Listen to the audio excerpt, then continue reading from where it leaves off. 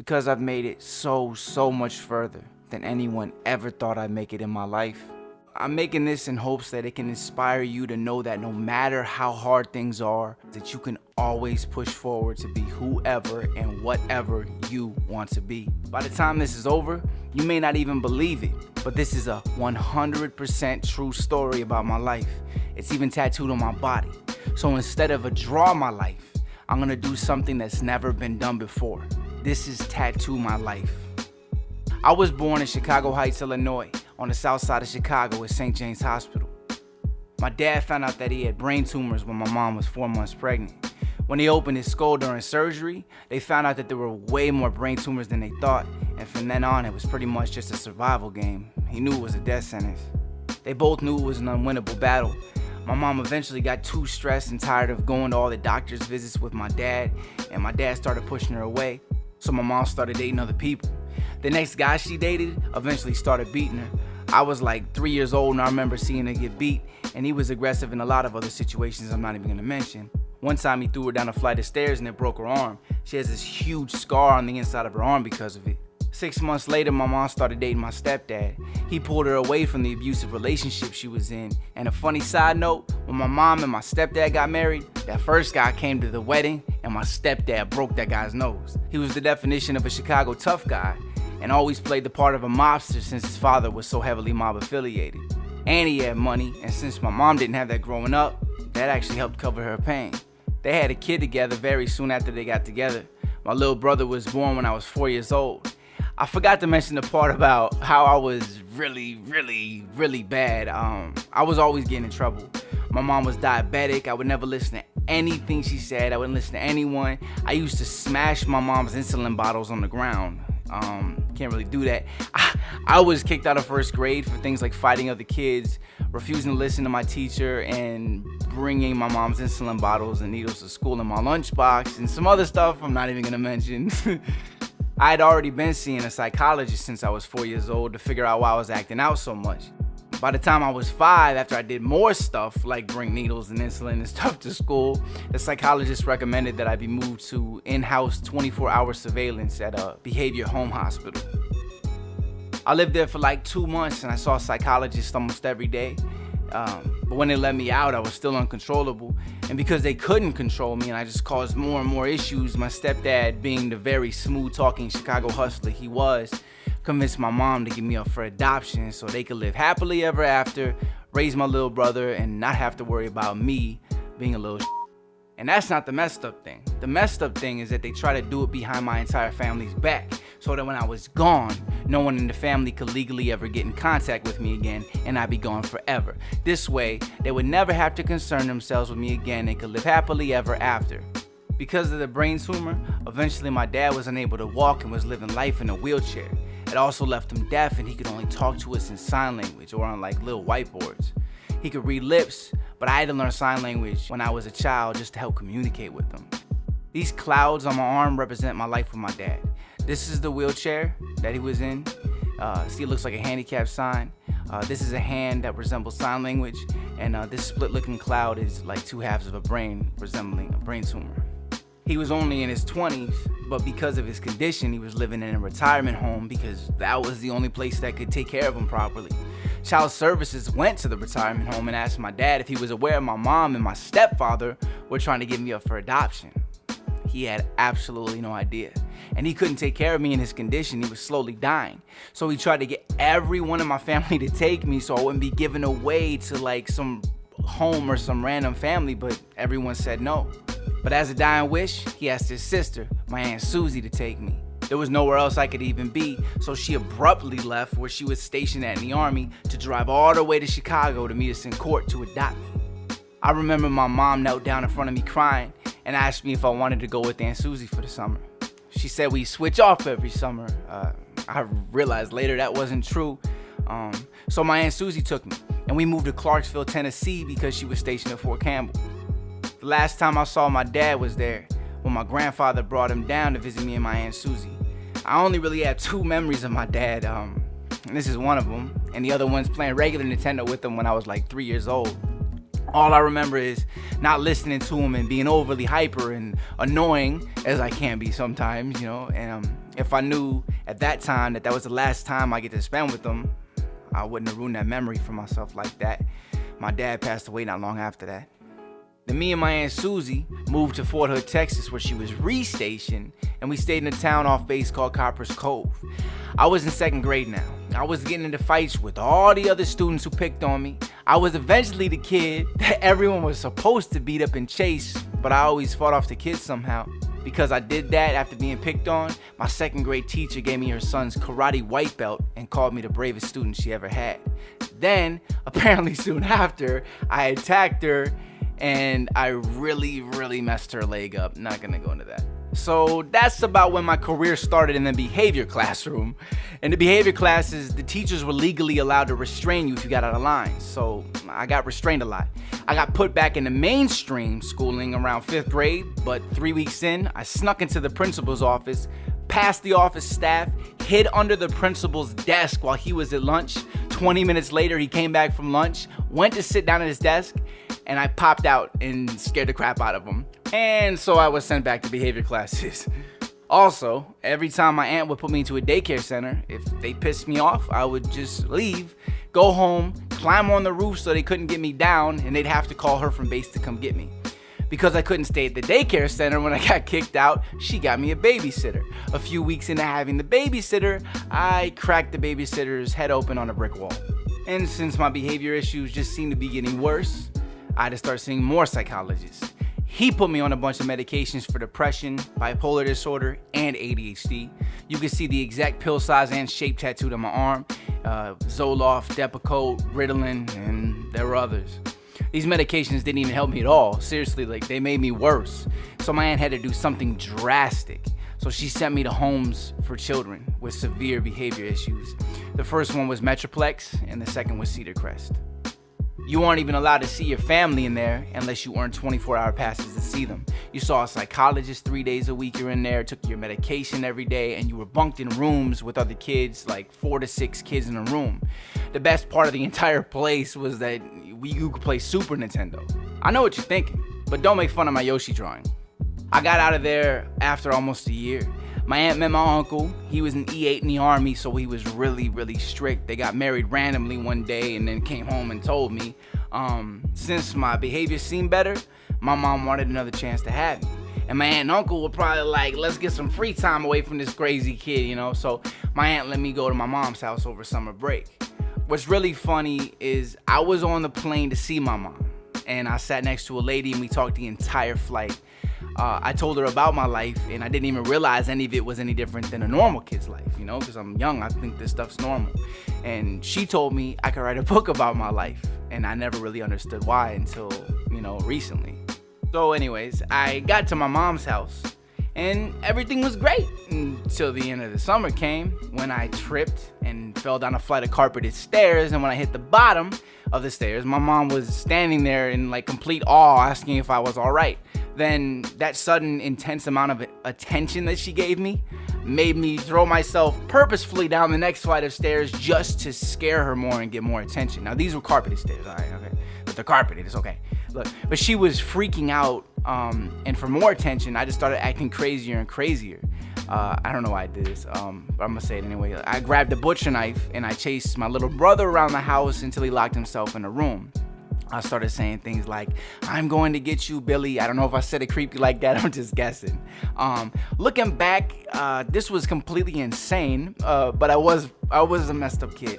Again, yes, this is 100% true. This all really happened. When I had the conversation with my mom on the phone about this, you should have heard how she was talking about it.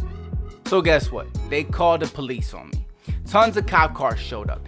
Ambulances showed up. I was sent to a hospital. Then while at the hospital, more cops talked to me, probably to make sure my mom's not the one making up stuff, right? But I guess for more attention, The cop was like, are you gonna be okay if you go back? And I was like, nah, man, I'm gonna kill myself, man. You can't send me back to dog. So, I wouldn't have really hurt myself. I don't know, I was thinking I was 10. But anyways, within 30 minutes, which was the trip time from there to the insane asylum, I was in a children's insane asylum with guys walking up and down the rows of children sleeping, taking naps with tasers, and it was one of the worst memories of my childhood. I cannot explain how horrible it felt to be in there. And since my aunt was my actual parental guardian, only she was legally allowed to get me out of that place, and she couldn't afford a plane ticket because we didn't have any money like that. You're in the Army, you don't make money like that. So she had to drive all the way from Texas to Colorado to come get me out. And from then on, my mom was not allowed to talk to me again. About 2 months later, I was riding my bike to the gas station, and my stepdad, and my little brother drove up on me and stopped me in an empty parking lot. And think about this, they lived in Colorado. That means they drove there. She got out of the car crying, hugging me. She told me she loved me. She gave me a $20 bill, and then she got back in her car and she drove away. And I didn't even see her for a few years after that. It was really weird. The bike in front of the house actually resembles that entire situation. From all those behavior issues adding up, like her having to come get me out of that place in Colorado, me getting kicked out of the daycare centers, them calling her a whole bunch of times for me running away, the babysitter issues and everything like that. The Army discharged her and she was kicked out of the Army because of my behavior issues. So we moved back home to Southside Chicago. My aunt and uncle moved into a really small shack that was like a 1-bedroom, maybe 500 square feet total. There was no room for me, so my aunt asked my grandma if I could live with her, and my grandma agreed. People tend to judge a book by its cover. I mean, that's another reason I'm actually telling my story. And over the years, people have said things like, oh, you're some rich, spoiled kid, and that's the only reason you got where you're at. I mean, I grew up in this basement. My room didn't even have walls or a door. Poor isn't even a strong enough word to describe how I grew up. I just hope all this inspires people. Anyways, normal schools in the state wouldn't accept me, so I was put in the Park Forest Academy. It was a school for all the kids in Southside Chicago who had been kicked out of normal school. These were violent kids. These were like the trouble kids, the messed up kids, gang affiliated kids. I learned every gang side in Chicago because of these kids. I was literally, this is not a joke, the only white kid in the entire school. I was 5'3", very overweight, and being the only white kid now, I got picked on and beat up every day. Now let's remember, this wasn't a normal school. This was a school where you walked in and they hit you with metal detectors to check incoming kids for weapons and knives, guns. Like, your clothing couldn't be 2 different colors because it would be considered gang related, because there was every color in Chicago they match, and it's a gang related something. I got picked on so much, I became bulimic for like 6 months, knowing I could eat anything I wanted to, I just throw it up later. I got into so many fights, I even had a black eye during my 8th grade graduation. You can see I'm fat here too. And here's a picture of me as a freshman in high school. I had absolutely no way to fit in with these kids. I eventually had fought them so much I learned how to fight, and they stopped really hassling me with the fights because I was capable of defending myself, but they still picked on me and made fun of me and made insults, Now, I was only good at being hyper, talking crap, defending myself, and eating food. Then suddenly something happened that changed my entire life.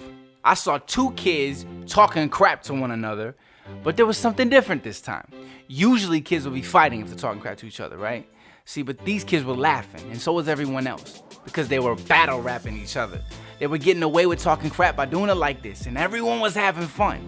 I suddenly realized I'm good at talking crap. This is how I can fit in. Instantly, I was writing down lyrics, and within a week, I started battling too. This was the first time they ever saw me as a peer, and I worked my butt off to get as good as I could so that I can make everyone like me. Anyways, in this school, you were on a level system. Eventually, during junior year, I earned my way to one of the top levels where I could possibly get out of the school, where there was actually girls and there was actually other people that were like me I could socialize with. But anyway, one day when I was on this high level, a student behind me talked and got my tokens taken away because the teacher's aide wasn't paying attention, and he blamed me. I defended myself until I lost so many tokens I dropped my level. When he said I dropped my level, I snapped, because that was like months of being good. that I lost in an instant, and it wasn't even my fault.